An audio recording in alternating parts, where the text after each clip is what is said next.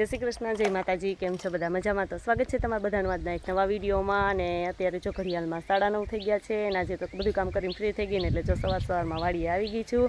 કેમ કે હમણાં જો વેકેશન કરવાની ગયા હતા એટલે કેટલા ટાઈમથી વાડીયા આવવાનો વારો જ નથી આવ્યો એમ। તો હું મીસુબેન બે આવી ગયા છે। કેમ મીસુબેન? જય શ્રી કૃષ્ણ, જય માતાજી। કેમ છો બધા? મજામાં? તો સ્વાગત છે તમારા નવા વિડીયોમાં। તમે વાડીએ આવી ગયા છીએ અને જાયા કેટલા ટાઈમ પછી કાં। અને પહેલાં જ્યારે વાડીએ આવતા ને ત્યારે હું કહેતી કેમ મીસુ કે મીસુબેન વાડીએ આવે ને એટલે એને સીધું પહેલું કામ હોય પાડીને રમાડવા માટેનું। પણ અમારી પાડી છે ને બીમાર પડી ને 2-3 દિવસ બીમાર રહી અને જો પાડી છે ને અમારી મરી ગઈ કાં મીસુબેન। એટલે મીસુને ત્યારે તો બહુ ઓલું લાગ્યું હતું। હા, અમારી પાડીનો ખીલોય ખાલી થઈ ગયો કાં કે 2-3 દિવસ બીમાર રહી અને મારી પાડી છે ને મરી ગઈ। નકર મીસુબેન આવી અને પહેલાં છે ને એને જ રમાડવાનું કામ કરતી કાં, એને બહુ ગમતી, એની ફેવરિટ હતી। અને હવે હાલો આપણે વાડીએ કેટલા ટાઈમથી આવ્યા નથી ને તો વાડીના આખા ખેતરમાં બધે ચક્કર મારી દઈએ। અને અમારા મગ છે ને હવે જો પાકી ગયા છે અને અમુક સિંગું જો હજી લીલી છે એટલે હજી થોડાક દિવસ રાહ જોવી પડશે। બાકી તો જો આમ સરસ પાકી ગયા છે। જો કે અમારા આજુબાજુમાં તો બધાને મોસમ પડી ગઈ છે પણ અમારે થોડાક પાછળ હતા એટલે હજી તો થોડાક દિવસની વાર લાગશે। એટલે થોડાક દિવસ પછી આપણે છે ને મગની મોસમ પડવાની છે અને મગ વાઢવાનું કામ ચાલુ કરી દેવાનું છે। તો જો સરસ મજાની સિંગું આપણી પાકી ગઈ છે।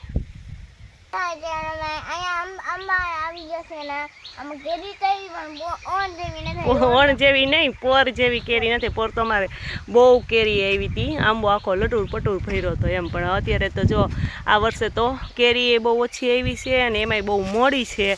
નકર તો આ ટાઈમે એમ કે કેરી આપણે ઓલી દાબો નાખવા ને ઉતારી શકીએ ને એવી ઘણે ચડી જાય છે પણ હજી તો જો નાની નાની જ છે, અમુક હજી કાચી છે એટલે હજી તો બહુ વાર લાગશે। મને એમ છે કેરી ખાવાનો ટાઈમ થઈ જશે ને ત્યાં તો વરસાદે પહોંચી જશે એટલે અમારે કેરી ખવાશે કે નહીં તો ખબર નહીં। આપણી ઘરની કેરી તો જો આપણે આંબામાંથી મસ્ત મજાની 4 કેરી ઉતારી લીધી છે અને હજી 1-2 કેરી ઉતારી લઈએ અને પછી આપણે ઘરે જઈને જો કે મુરબો બનાવવો છે એટલે મુરબો બનાવવા માટે જો હજી આ કેરી છે ને બરોબર છે કેમ કે દાબો નાખવા માટે તો હજી રેડી નથી। તો આજે અહીંયા આવ્યા ને તો હું નીચી હતી ને એટલે મેં આંબી લીધી અને પછી હું કાલો ઘરે જઈને જ મુરબો બનાવવો છે તો થોડોક જ બનાવવો છે મુરબો એટલે હજી જો 2-3 કેરી આંબી લઈએ અને પછી ઘરે જઈને આપણે બનાવી નાખીએ મુરબો।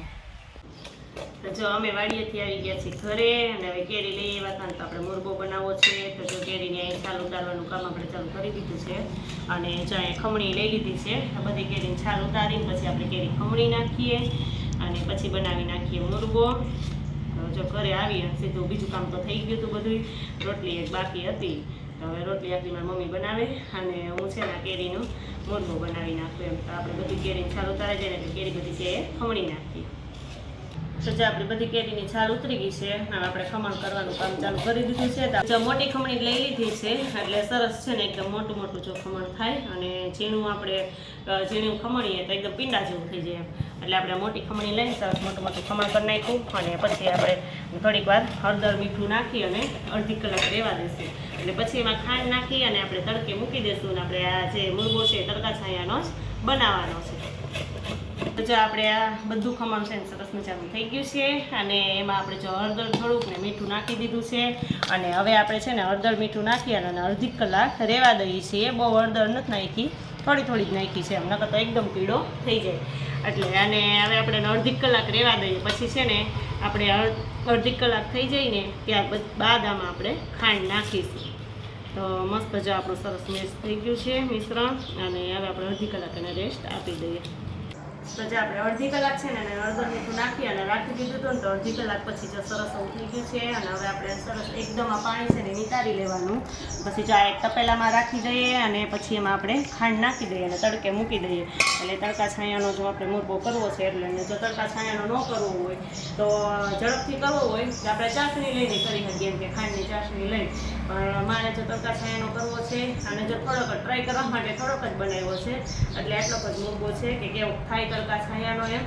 તો સરસ જો હવે આપણે બધું પાણી છે ને વિચારી દીધું છે હવે એમાં ખાંડ નાખી દઈએ તો સરસ જો આપણે પાણી આમાં નિતારી દીધું છે અને હવે આપણે જો ખાંડ આ 1.5 વાટકા જેટલી ખાંડ લીધી છે કેમ કે કેરી ખાટી હોય એટલે બહુ ખાટું લાગે અમારે ખાટું બધાને ઓછું ભાવે એટલે 1.5 વાટકો જેટલી ખાંડ લીધી છે ને તો ખાંડ આપણે આમાં નાખી દઈએ ને પછી સરસ મિક્સ કરી દઈએ જો અત્યારે ઘડિયાળમાં 12:30 થઈ ગયા છે અને આપણે જો જે ખાંડ નાખી હતી ને એમાં ગરવા માટે એ ખાંડ પહેલાં નાખી દીધી એટલે જો નીચે જેમ આમ ગરી જાય ને તો બહુ મસ્ત એમ કે પછી જ આપણી ચાસણી સરસ તરીકે થાય આવી જાય નકર તો ઘડીકમાં ગરે નહીં ખાંડ કડક થઈ જાય તો મસ્ત જો એકદમ પરફેક્ટ બની ગયું છે તો હવે આપણે છે ને આ કપડું લઈ લીધું છે આછું એક સાડીનો કટકો અને આ કપડું બાંધી અને પછી આપણે એ તડકે મૂકી દઈએ તો જો આપણે આમ આછું આ કપડું સરસ મજાનું બાંધી દીધું છે અને પછી જો અહીંયા મૂકી દીધું છે આપણે મૂકો ધોમ તડકાનો મેં કીધું કે 12:30 છે એટલે અત્યારે તડકો તો બહુ છે એમ એટલે તડકાને એક દિવસ જ રાખીએ ને આપણે તડકે છાયે કરવું એટલે તડકાની ચાસણી આમાં સરસ આવી જાય એમ પણ બહુ તડકા છે ને એટલે કદાચ 2 દિવસ રાખવો પડશે પછી કાલે આપણે પાછું જોઈશું કે આની પોઝિશન શું છે એમ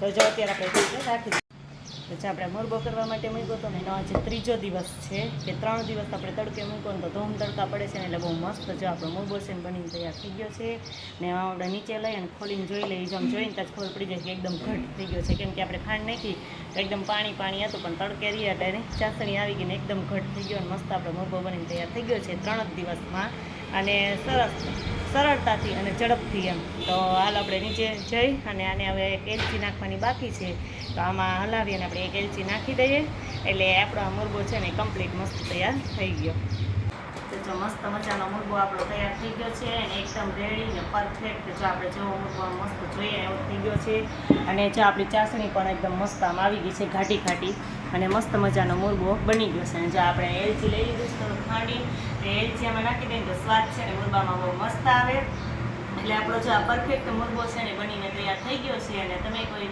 નો ટ્રાય કરતા હોય ને આ રીતે તો તડકા ચોકે બધા કરતા જ હોય પણ તડકા છાયાનો આ રીતે એક વખત જરૂર ટ્રાય કરજો તો આસાનીથી એમને તડકા બહુ પડતા હોય ને એટલે તો 1-2 દિવસમાં થઈ જ જાય એટલે મેં તો જો કાલે એવું થઈ ગયું હતું કે મુરબો પરફેક્ટ બની ગયો છે પણ હું 1 દિવસ વધારે રાખું તો સરસ મજાની ચાસણી આવી જાય ને એકદમ જો ઘટ ને સરસ મજાનો થઈ ગયો છે એ મસ્ત જો આપણો મુરબો જોતાં જ મોઢામાં પાણી આવી જાય ને એવો મસ્ત મુરબો બની ગયો છે તો તમે પણ આ રીતે એક વખત ટ્રાય કરજો અને મારી આ મુરબો બનાવવાની રેસીપી છે એ કેવી લાગી કોમેન્ટમાં જરૂર કહેજો